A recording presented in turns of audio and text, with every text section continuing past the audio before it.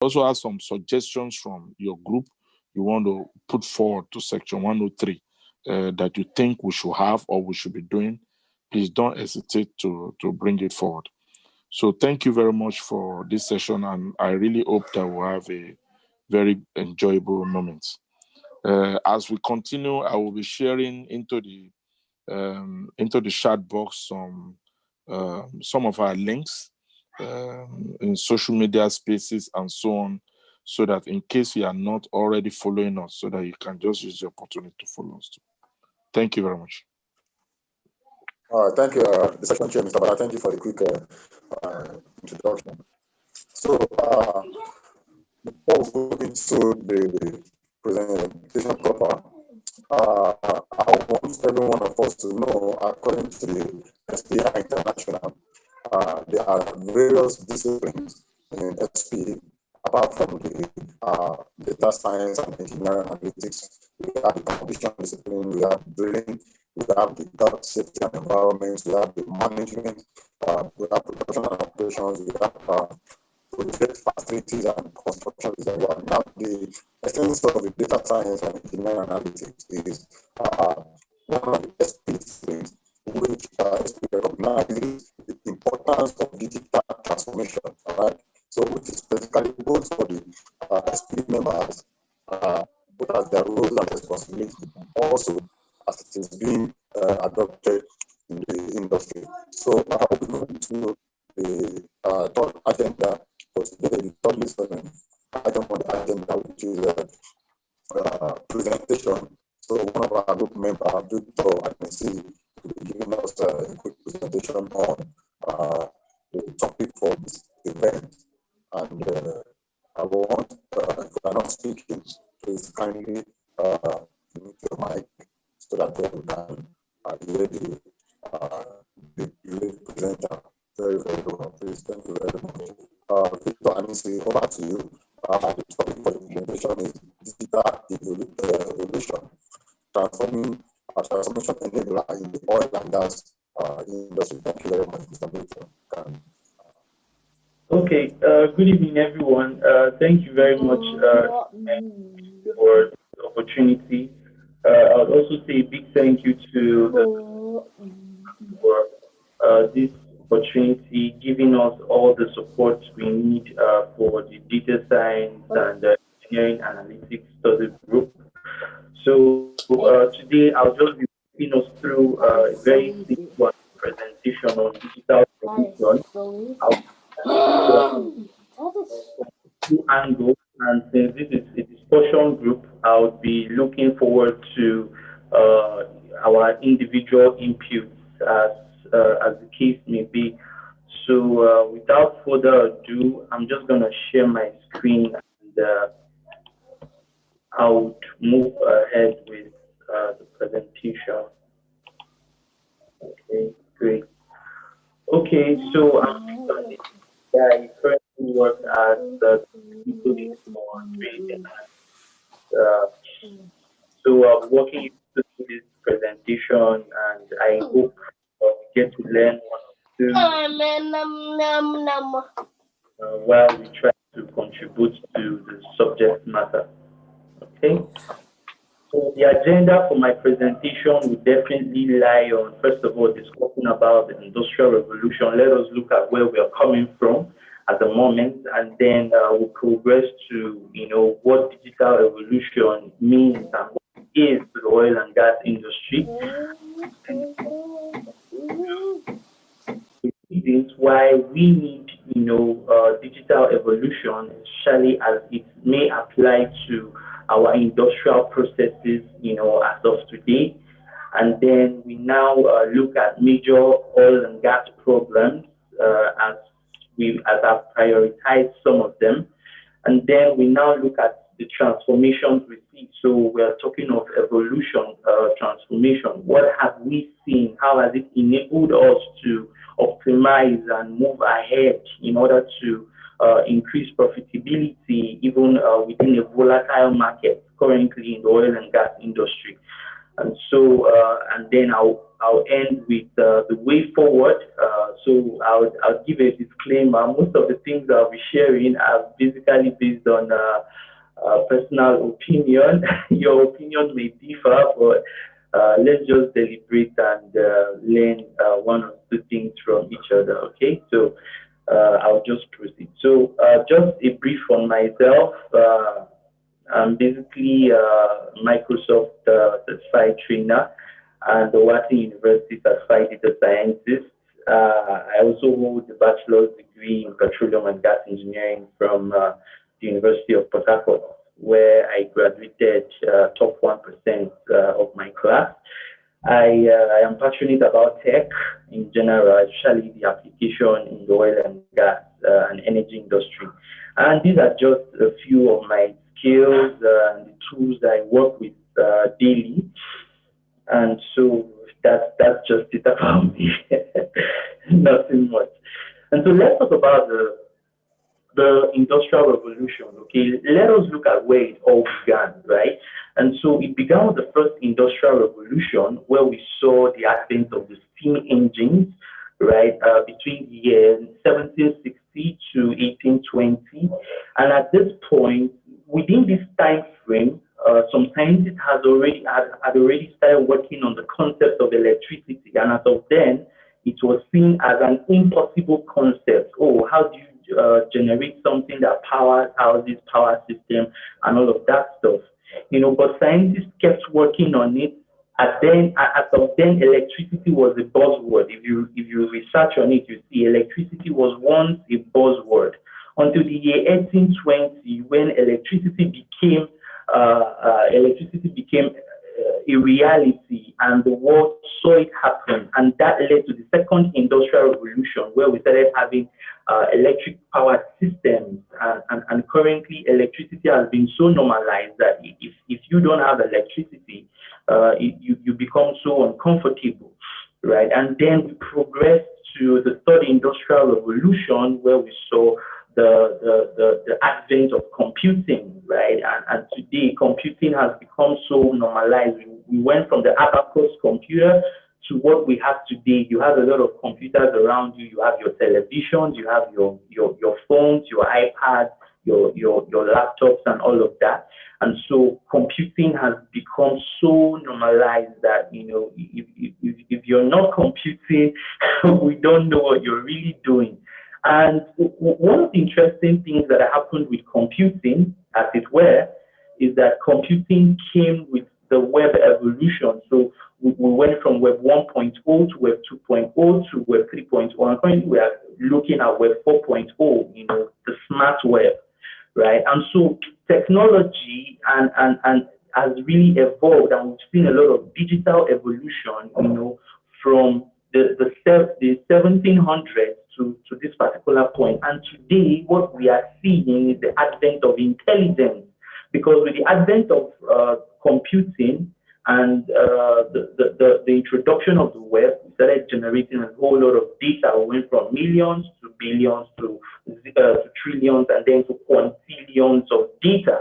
And so data is actually driving the fourth industrial revolution of intelligence, where we have smart cars, self-driving cars, you know, and a whole lot of smart systems. We're talking about smart cities and all of that stuff, smart industries, right? And that is where we are today. So in a nutshell, we can see that we've really evolved in terms of technology, and of course, in terms of digital technology. And the world will only keep evolving. And the question would be, would the oil and gas industry also evolve digitally, you know, even as other industry are, especially, you know, the fintech industry. I really admire that industry when it comes to digital evolution. So let us look at, let us first of all back it up a bit and look at digital transformation.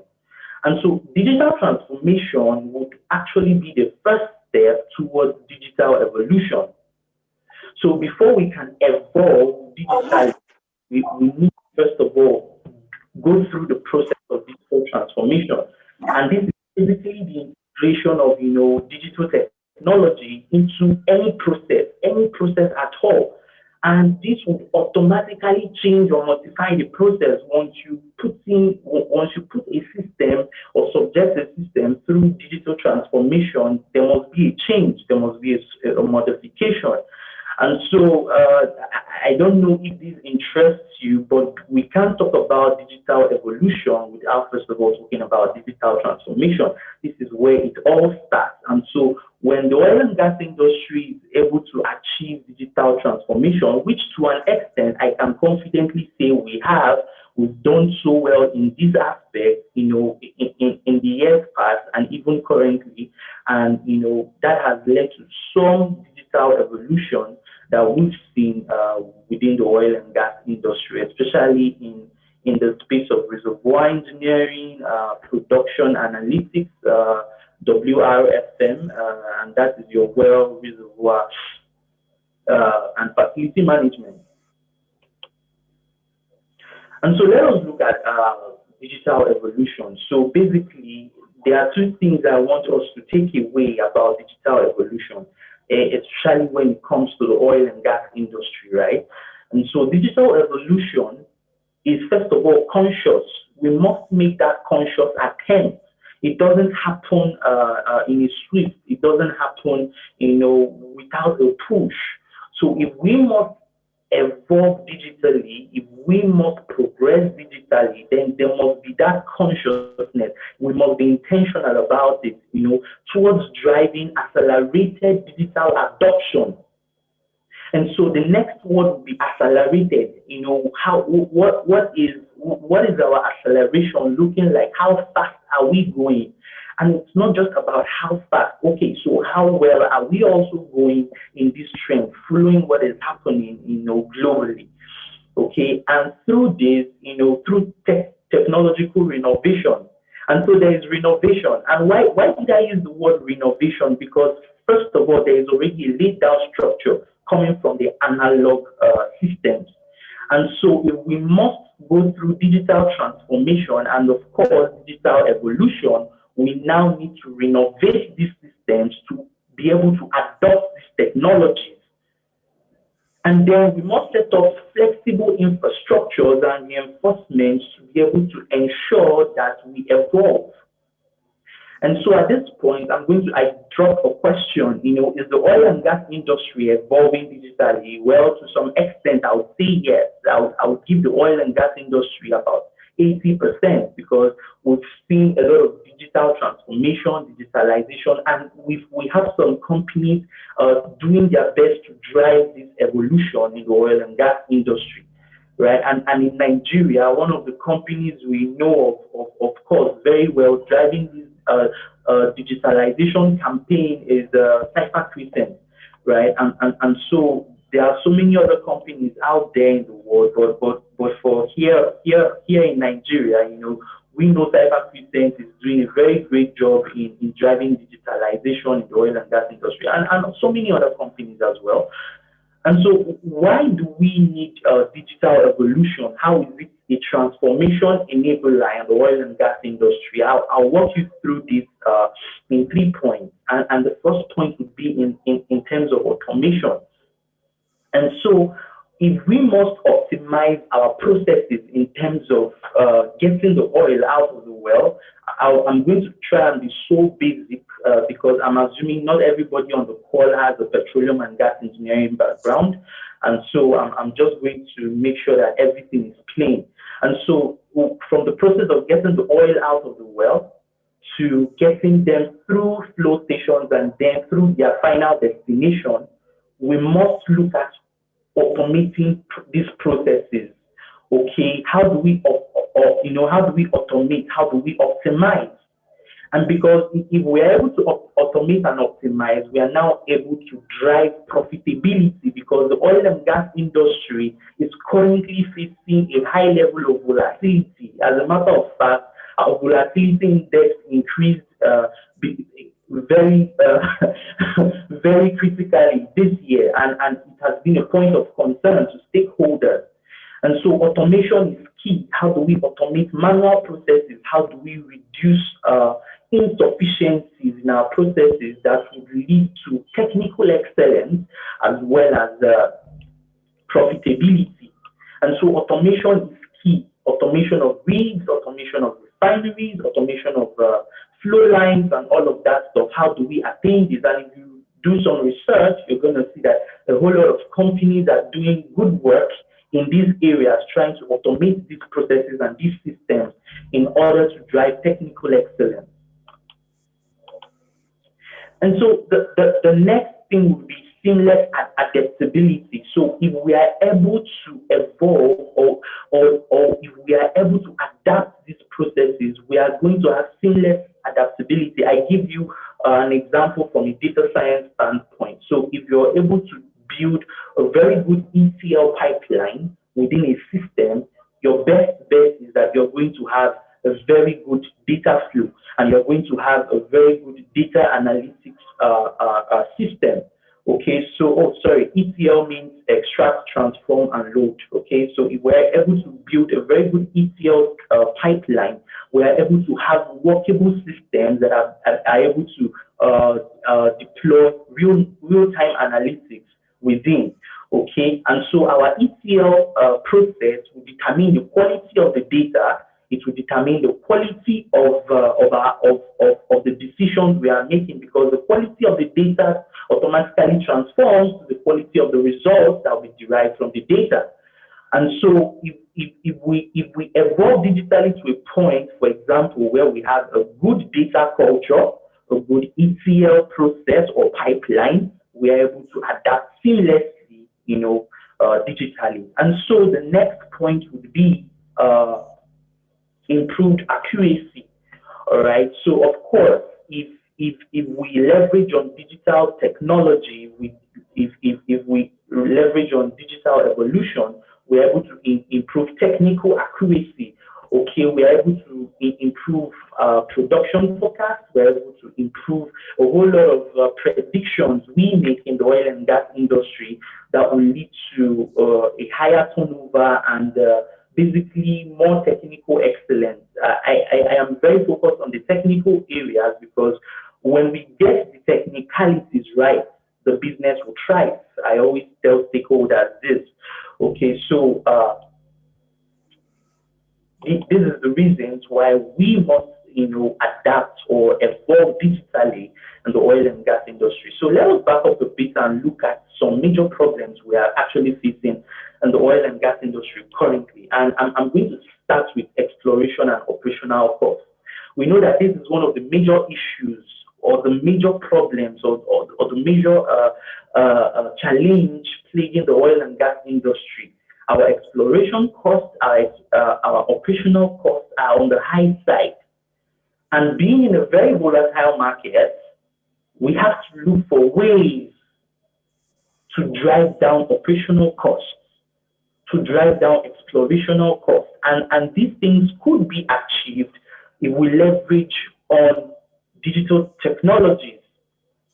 And so these transformations can actually be an enabling platform to enhance profitability and technical excellence in the oil and gas industry. And so let us look at another problem facing the oil and gas industry. We have the market volatility. And of course, we all know that we have a drop of about 24% decrease in oil prices globally. And if you look at the chart in this presentation, you'll see that our volatility index increased, critically, just in the year 2020. Of course, we saw WTI as a negative this year, right? A lot of people developed high blood pressure over that, right? And it has become a major point of concern to stakeholders in the industry.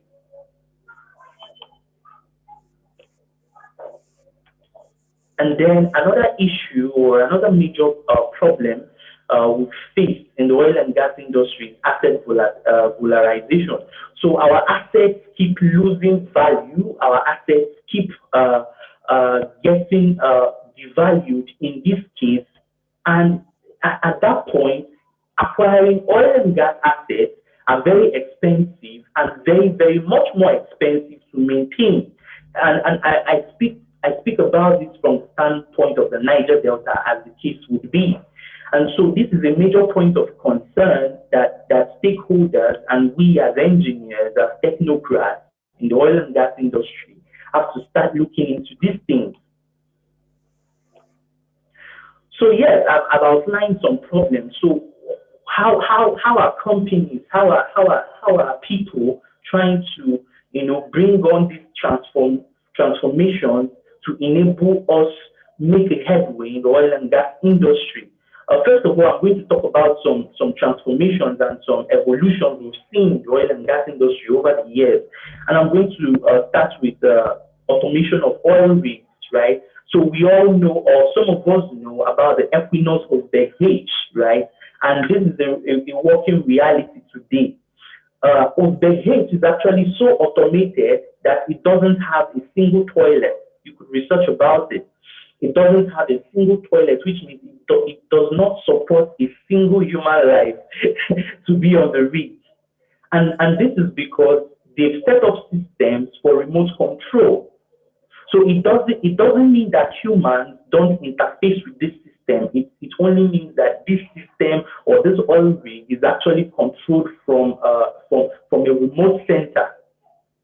And it has a capacity of producing about 104 million barrels thereabout of oil. And this is one thing that Equinor has achieved. And this has challenged a whole lot of companies to start looking at automation. This has a lot of impact in the oil and gas industry, especially in the area of safety, right? So basically, if there are no personnel on the rig, if the rig is utterly automated, there would be no safety concern as per personnel, right? I don't know if we have safety inclined professionals on the call, but you agree with me that with reduced personnel on the rig, would have less safety concerns, right? And that is one of the impacts this has on the oil and gas industry. Automation can help us drive process safety, and that's it in a nutshell. Amongst other benefits that I don't have time to start going into because I have limited time for this presentation. And so let us look at another angle in terms of geological and geophysical interpretations. How have we transformed these processes, leveraging technology? And we look at what BP has done with a tool called Sandy, right? Sandy will definitely taking your geological data, peruse through your geological data, subject it into some algorithms and some of that, and provide you with some very high-level geophysical interpretations, right? Feel free to go ahead and read about all these innovations that are currently working for these top oil and gas producing companies, at your own time. And what is the commonality between these two things, these two tools? They are leveraging on one thing, and that is data. And so it is very, very pertinent that the oil and gas industry starts looking on leveraging on data science, data analytics, artificial intelligence to drive process optimization.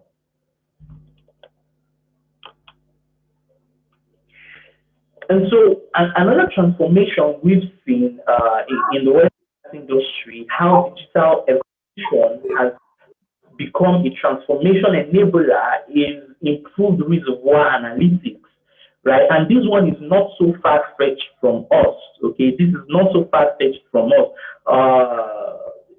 We have a Nigerian-based tool currently championing this, and that would be SEPA, right? During my undergraduate studies, I had the privilege of working with SEPA in the petroleum engineering lab, and man, that too is one heck of an innovation, driving digital evolution in the oil and gas industry. It would concern the Niger Delta, right? So are ways, in terms of fluid pressure, volume, temperature analysis, production optimization, enhanced oil recovery, reserves and production forecasting. So let me talk about EOR as I have some form of experience in this particular field. So basically, when it comes to chemical enhanced oil recovery, there has been a lot of machine learning and artificial intelligence input in trying to get out alkaline surfactant polymer combinations that would drive efficiency in chemical EOR, and this has been so wonderful. In fact, currently Saudi Aramco has invested a lot in the research of ASP. I don't know how well most of us research about what's going on in the industry,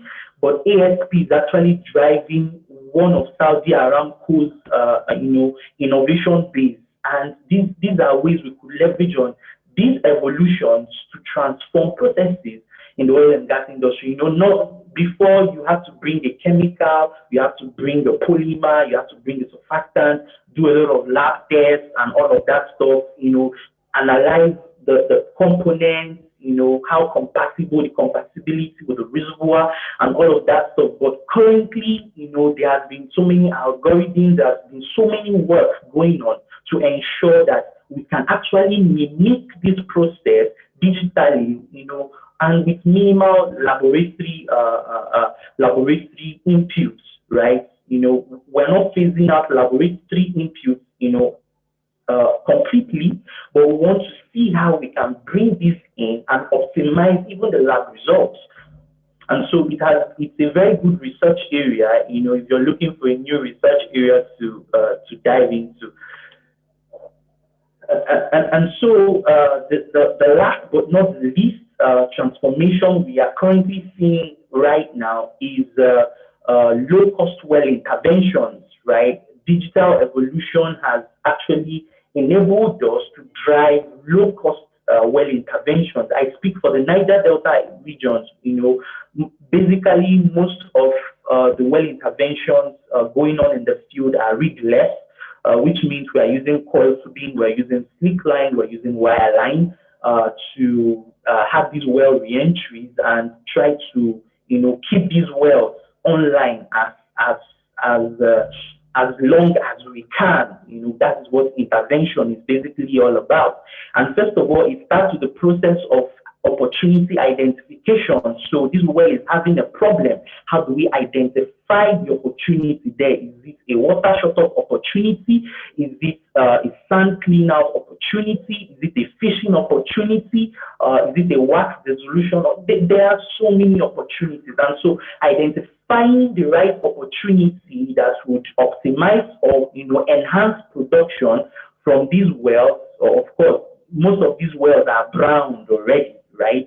And so we just want to keep them online for as long as economically permissible.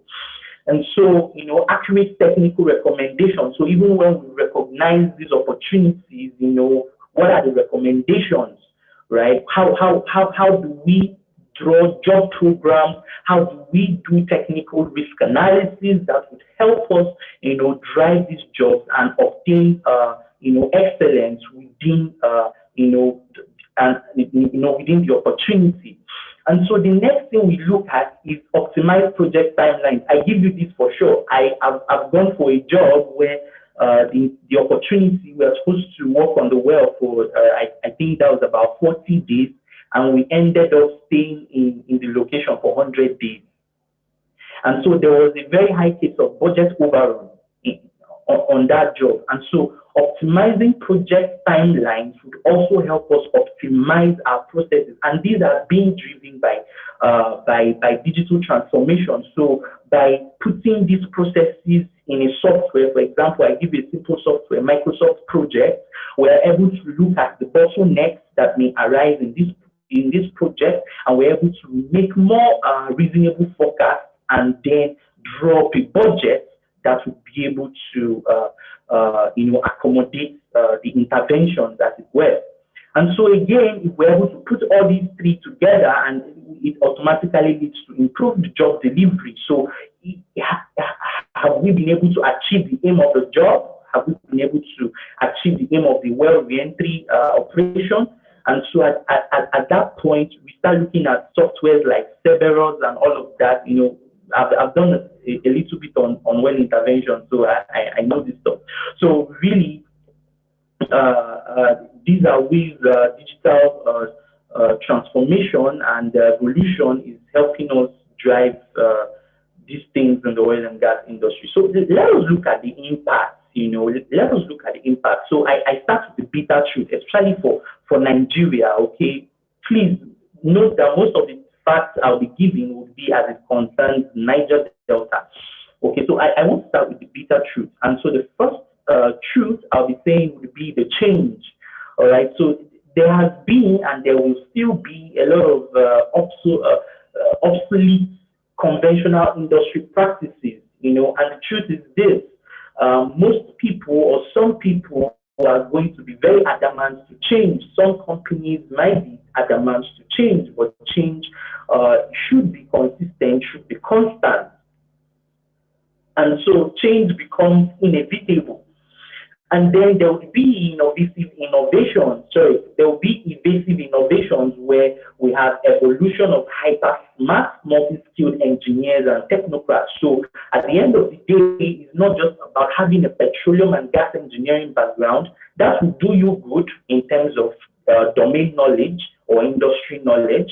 But okay, what added skill can you add to this particular knowledge of yours to drive digital transformation and evolution in the oil and gas industry? And so a lot of hyper-skilled, hyper-smart, multi-skilled engineers and technocrats are going to be, evolving. They've already started evolving. And, in Nigeria, I would say it would be good to give these young folks, and engineers a chance to drive these innovations in the oil and gas industry. And again, there is this insecurity, especially with the experienced folks in the industry, okay? AI-generated solutions versus human experience. So at the end of the day, we don't want to phase out any of them. So we must come to a point of balance where we are able to balance AI-generated solutions and then temper it with human experience. That would be the recommendation there.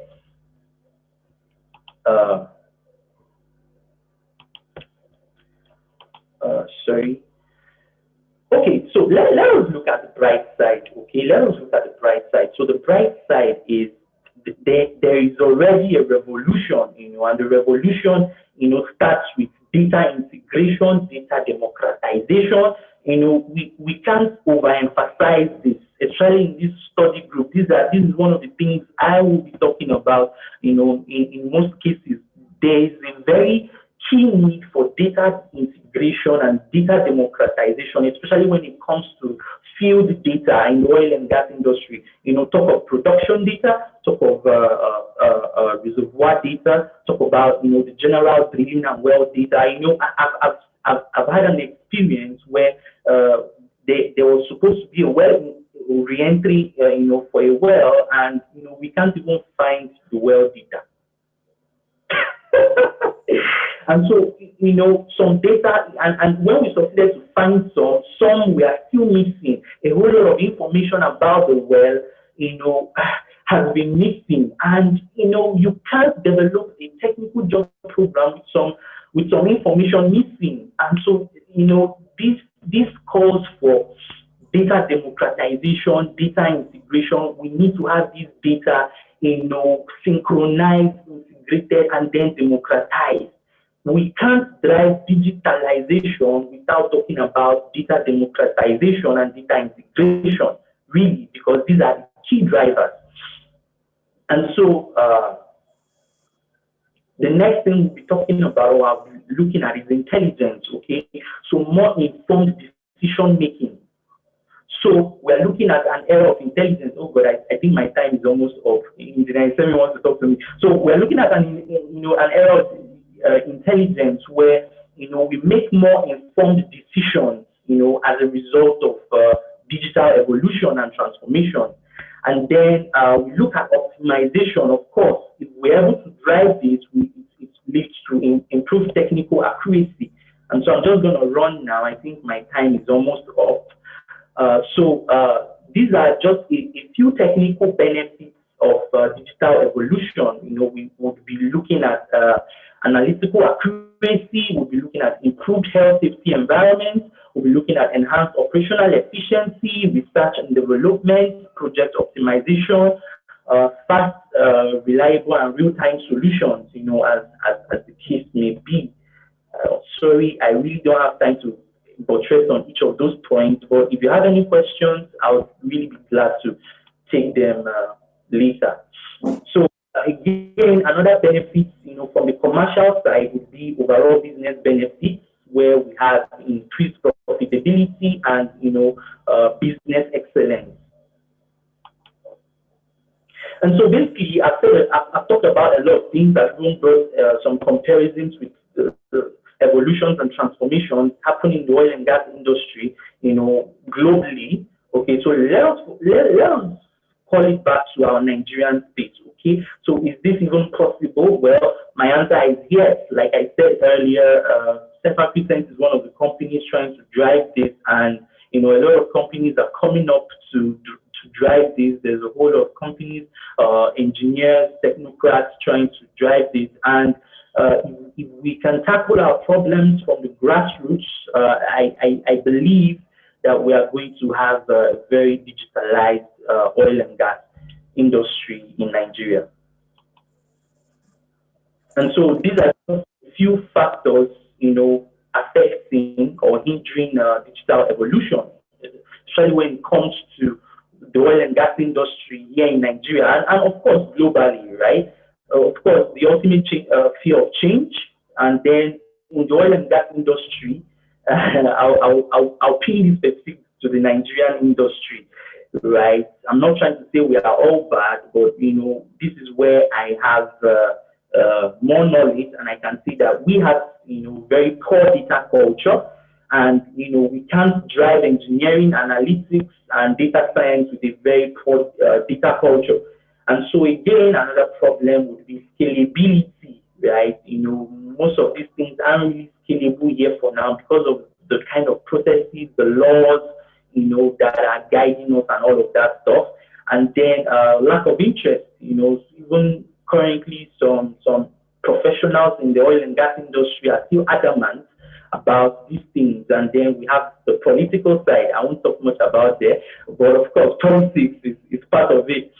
And then there's cyber security. So I know for sure that most oil and gas industries most oil and gas companies are very critical about their data. And so, this hinders them, adopting some technologies for the fear of cyber insecurity. And so what I would say here for the way forward is that we have to leverage on 3 Ds. First of all, we have to look at data integration, like I said, and we now move on to a space where we can now inculcate data democratization, where we can now be able to make interested and liable people that are supposed to work with this data have access to this data, and then we can now drive digitalization or as it were, digital transformation. And so I leave us with a quote. I know I've said a lot. Sorry if I rushed the presentation. I don't have much time. The advancement of technology is based on making it fit in so that you don't really even notice it, right? Just the way we no longer notice that we don't go to post office to communicate with people. You could just pick up your phone and communicate. I'm somewhere in Port Harcourt and I'm communicating with you. Most of you are somewhere, around Nigeria or around the world. And so that is the advancement of technology. That is the goal. And the faith is not in technology. The faith is in the people, because the people is what drives digital evolution, digital transformation. And so this quote, of course, it's not mine. This is from one of my favorite persons and technologists, Bill Gates, the co-founder of Microsoft. And so thank you very much. This would be the end of my presentation. I hope you've been able to learn a few things. You could contact me via email at victor@trainingsanalytics.com, and these other handles here. I'll just hand over the floor to Engineer Semi, and thank you very much. All right, thank you very much, Victor and Steve. Thank you for the wonderful presentation. Okay, so the data science and engineering analytics, the study group, we have other members of the group. Let me do a quick introduction of other members. We have myself, Engineer Seven. We have the presenter that just finished with us, Victor and Steve. We also have in this group and present in this presentation, Destiny also, Ebuka, Afoma, we have Epeyon, and we also have Adran Opere. So, other members of the study group, Esther, Ome, Anthony, Wachuku, and Akudike John. So, we'll begin because of our speaker is more than the allocated time, so we'll just give 2 minutes for other group members that would like to contribute from what the speaker just said. Please, the floor is open to our other group members. 2 minutes, please. Thank you very much.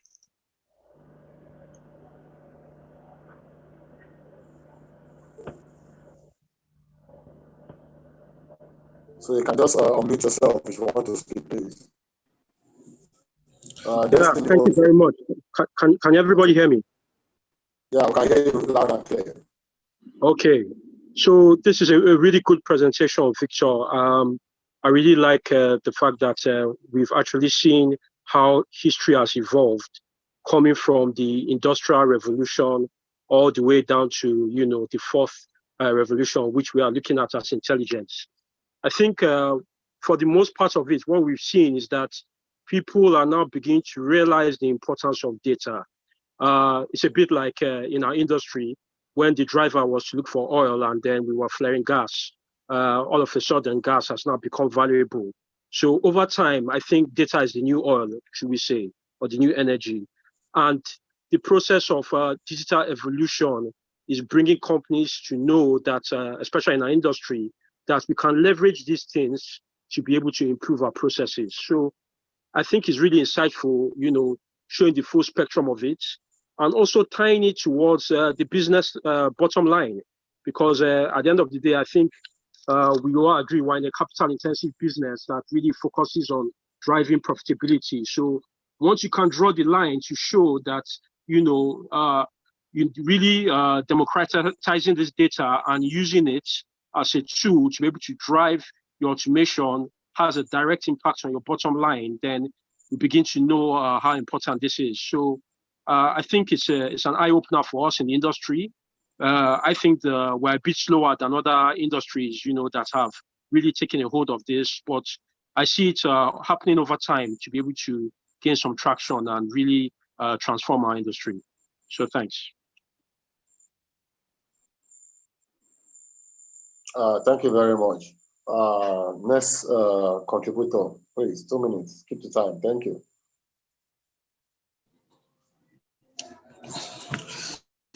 Okay, good evening, everyone. Can you hear me?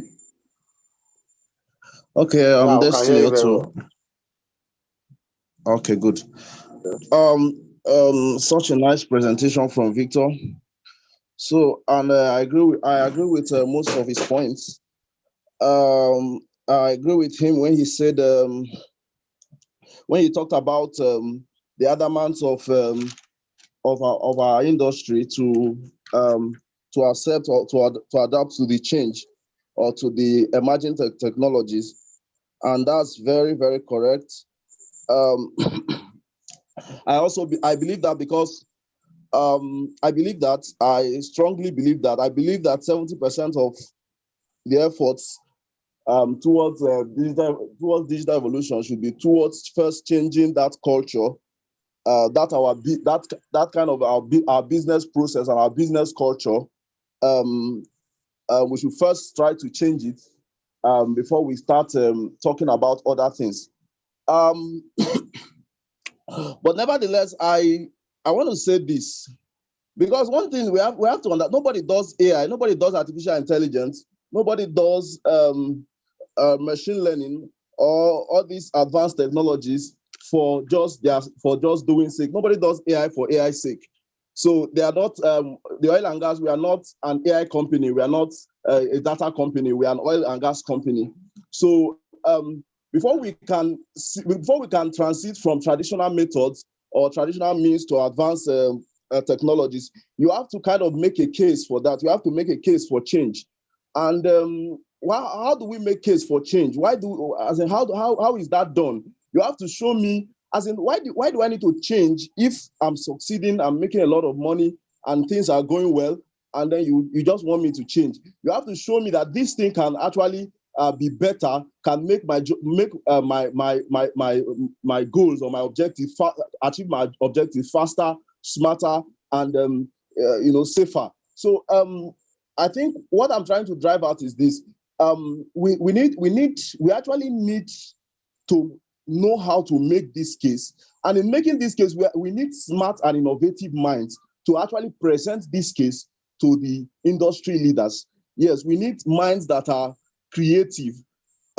If, for example, we have very few persons who are who have basic machine learning skills in the oil and gas industry or as petroleum engineers, we rather have most of them in the finance industry or in the e-marketing industry. I'm thinking that that would be a problem, because these skills is actually what we need to be able to analyze and create this kind of case for change I'm talking about.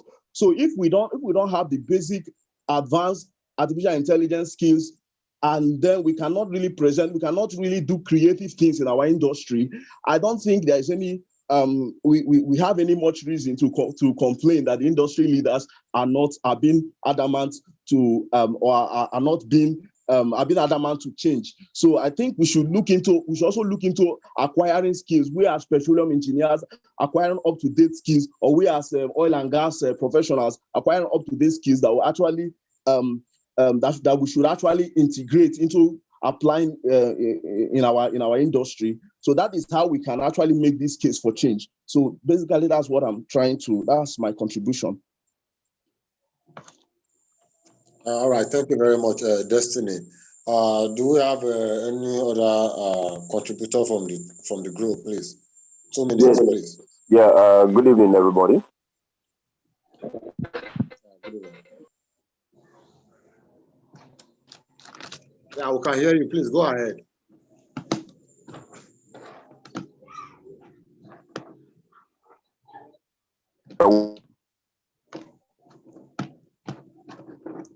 We can hear you. Go ahead, please.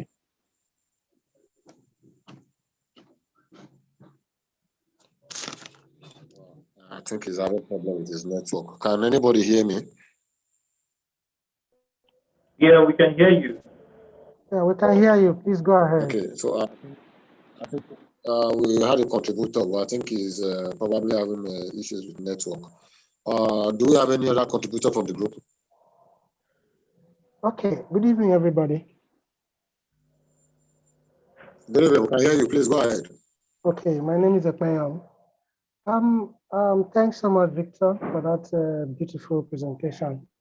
Yeah, I'm happy Victor emphasized on the issue of data democratization and the integration.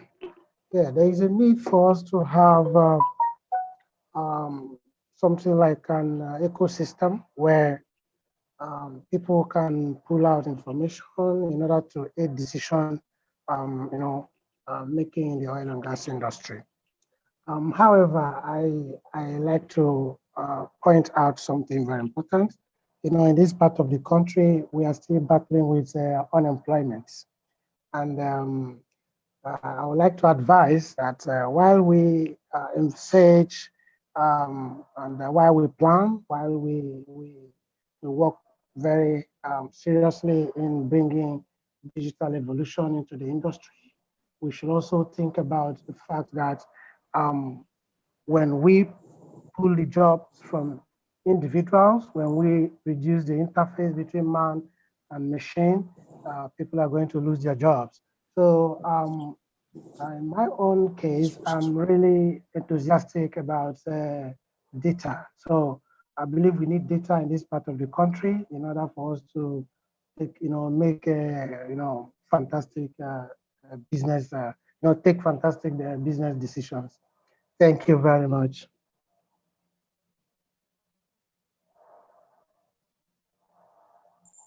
Thank you for your contribution. Do we have any other contributor? Do we have any other contributor from the group? Okay, let me make a quick one. Just to contribute to what the speaker have said and what our other contributors have also said. So I want to believe basically one thing is certain in the oil and gas industry when we're talking about digital evolution, emerging technologies and others. So if we are switching to digital model, it is very, very pertinent that we know that it is going to save a lot of oil and gas companies millions of dollars, especially when we're talking about the timing, like the downtime, the reduction in downtime. We have seen some companies reporting on the advantages of them applying, emerging technologies where wells are being sunk now at depths that have not been reached in the past. More reserves have been located, using various emerging technologies, and these are opportunities for the oil and gas company. Well, I don't want to believe that applications of this technology will result to loss of jobs. I mean, there are things that machine cannot replace humans. Okay, the machines have this job to do, the humans have this job to do. And we will not also forget that with emerging technology, we've had opportunity of real-time data, which has helped to streamline, I think, like business procedures. So these are one of the things we need to put into consideration. These are one of the things we need to know that have helped with the emergence of technology in recent times. So when we're talking about technologies, when we're talking about digital evolution, we cannot downplay the effect of what blockchains are doing, what our platform development and data-driven are also contributing, even the industrial Internet of Things and other augmented reality, virtual reality. We have our artificial intelligence and others. This each of them have their role to play, and I mean they are helping the oil and gas industry to make the business, to increase investments and to lower operational costs. So those are one of my takes and my contribution to today's presentation. So we'll quickly take questions from the audience. If you have your questions for the speaker, for the team. One person have asked question. Hello. We have a question from, please, somebody is speaking, please.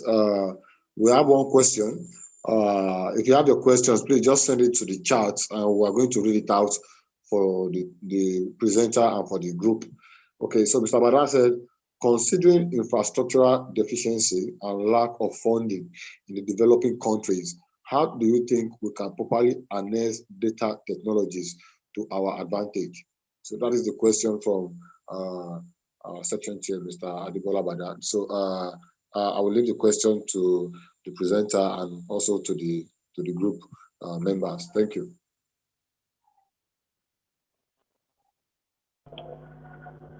Okay, thank you very much, Sarah, for your question. So I'll just answer it in a very concise way. So yes, we lack funding, especially when it comes to third world countries. where basically most families and most people live below $1 per day. But however, it should be known that there have been evolving cloud data technologies that we are seeing. Currently, I'll point you to two. We have the Amazon Web Services, and we also have the Azure, right? So Amazon is a product of Amazon, of course, and Azure is a product of Microsoft. And from experience, I've seen that leveraging on these digital technologies would actually not cost oil and gas in the oil and gas industries in these developing countries so much, as compared to what we spend, in the operational cost. So leveraging these technologies should be made pertinent, if we must drive down operational costs. And so when I look at it, funding and funding becomes very irrelevant, as compared to the current operational costs that we are incurring. I actually know of, of an oil producing company here in Nigeria, and by virtue of the job, I'm not going to disclose that, but the operational cost alone for a well that is producing under 3,000 barrels per day is very high. And men, if they could just invest a little part of that money to digital technologies, it's really going to do them a whole lot of good. And so really, for me, the problem would be a problem of willingness to adopt, to change. Like I said, these technologies are not so far from us. We have a Nigerian-based technology. Let me talk of Nigeria now. We have the Nigerian-based technology that is ready to provide this solution, and we all know of the company. And so, sorry, disclaimer, I don't work for Cyber%, so don't think I'm just trying to, but I don't work for them, but these are companies that have, evolved in terms of technology, and they have a lot of value to offer the oil and gas industry. So I believe spending some amount of funds in trying to leverage on these technologies built by these companies I mentioned, Amazon, Microsoft, and of course the Cyber% wouldn't cost much as compared to the benefits and operational costs currently. The benefits is going to outweigh the cost at the end of the day. So, one of the ways we could harness these data technologies to our advantage is by actually going through the pain of leveraging on these technologies, right? I don't know if I answered your question well, but that is the way I thought about it. And so I don't know if any other person has any contribution to what I've said, or you want to add more light to it, please have the floor. Thank you very much.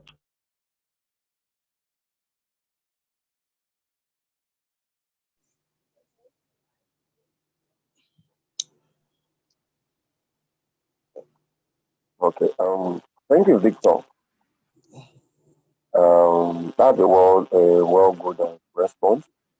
That a lot of people will not lose jobs, so to speak, based on the infrastructural needs and development of our third world country coming up in O&G sector. May I just digress a bit of 2 seconds or 2 minutes max. I am in the private sector, FNCG, who has worked in the FNCG for close to 2 decades now in different sectors and departments. I've also managed the IT department for like 5 to 6 years plus. I'm a member of the NCS and all that. Now, my company is driving towards this technology, especially with the advent of COVID-19. Now, the technology we are using right now, the AI, the AI that is in place now, is managing our manufacturing high-speed bottling technology in the company from Europe as in maintenance. They don't need anybody to be here from the OEM for them to maintain it. This all goes on about data and all that. But where I want to digress a bit, what is the role and involvement of the private sector in all of this change that we are driving at? Because from what I'm seeing, 99% of all of these are geared towards the academia. Maybe the CPN or the NCS need to look a bit inwards and see how to further involve or get the private sector in the drive change. Because if this is more of the academia thing or because it's going to be a bit narrowed down and it will not be broadened. For those who have had vast experience like Victor and all others in the O&G sector, for me who is in the FNG sector with my broad knowledge of over close to 2 decades span knowledge of technology and into ICT, I think we need to also broaden our horizon. Maybe the Ministry of Information and the Economy needs to step in here, or I don't know, maybe I'm just trying to think outside the box because it's a bit clumsy here. I had a bit of a disturbing information when I saw that the Nigerian University Commission has for research 85 million. Why for furniture and whatever? This is just a trivial thing anyway, close to 800 million. So you can see the narrowed down picture as against how we need to drive the economy to move forward. One would expect a larger chunk into research, broad mind and development than putting just less than 10% into that aspect and neglecting the research and development part of it.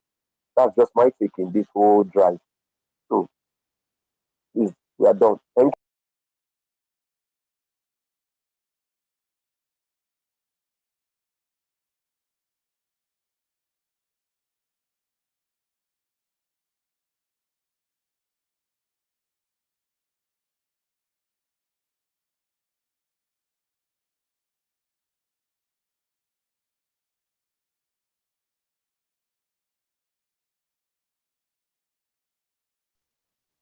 Hello, can you hear me? Hello? Hello? Yes, we can hear you. Okay. I don't have any more questions. We have one question on the chat room. I don't know, maybe Mr. Okay, please, can you just read out, please? It says, yeah, please help us read out the question. It says, my job involves capturing of bottom-home pressure data for reservoir management inputs. To date, I still wonder why I have this weight of data with me. Yet, we still need to use foreign software like Kappa for the interpretation, such as the determination of productivity index of a well, which follows a very simple formula. So the question is, how can this data help local software to be developed so we don't need to subscribe for foreign software? So that is the solution. I don't know, maybe Mr. Victor can help us out. Okay, thank you very much, Mr. Victor Emma. That's a very brilliant question.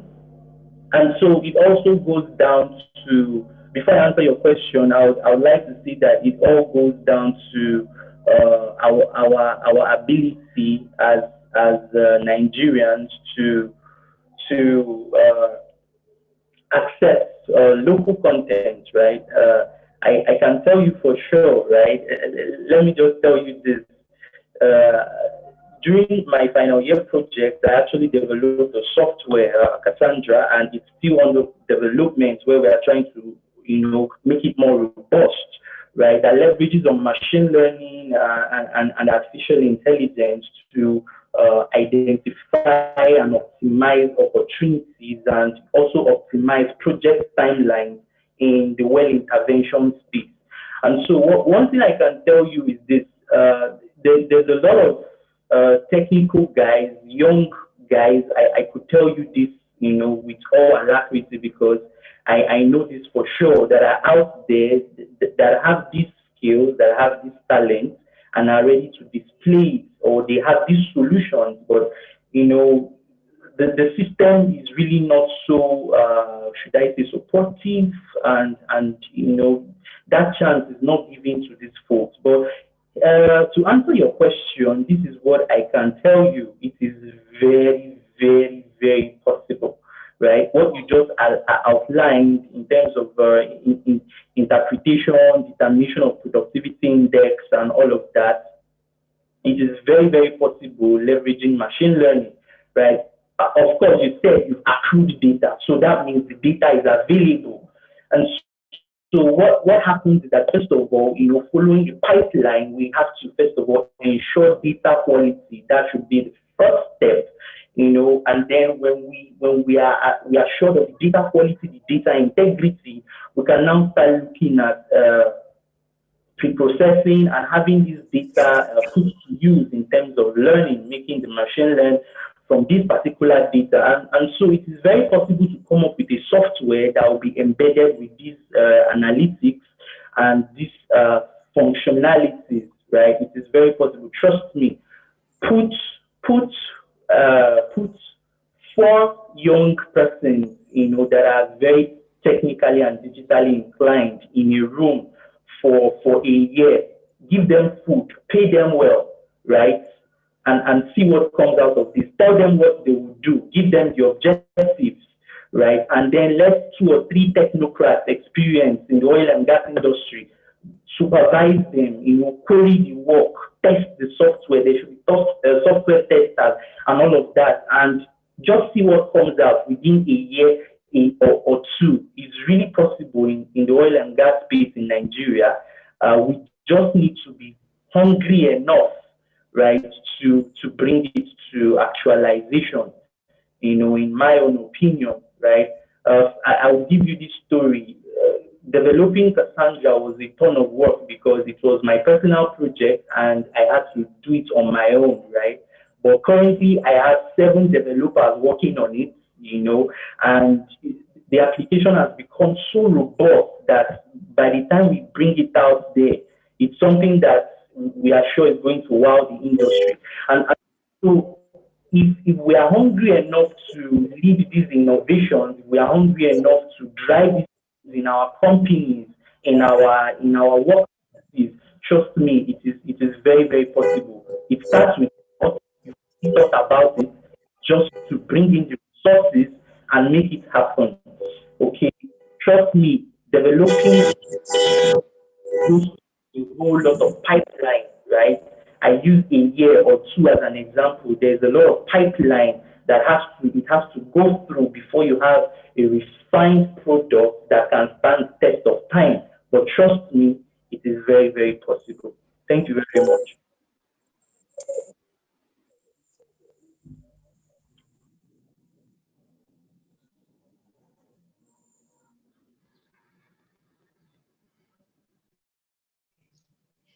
Thank you for the response, Victor Anisi. I don't know if we have any other questions. In the absence of any other questions, I would like to take the closing remark. I want to thank, first of all, the section chair for giving me the opportunity to lead this study group.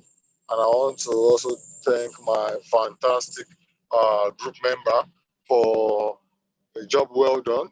Even with a short notice, we were able to pull this through.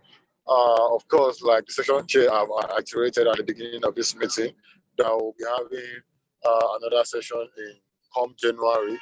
I will want to employ the group member to continue with their good work. I thank each and every one of you, and also to our participants in today's discussion. I want to believe we have learned 1 or 2 things.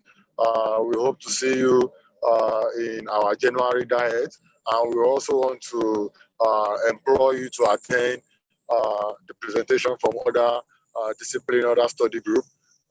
Do have a wonderful evening, and thank you very much. Good night. Thank you. Thank you. Thank you. Good night. Thank you. Let this discussion continue on our social media spaces. On our LinkedIn, it will continue there. So please, you can join us. Thank you. Well done. All right. Bye, everyone.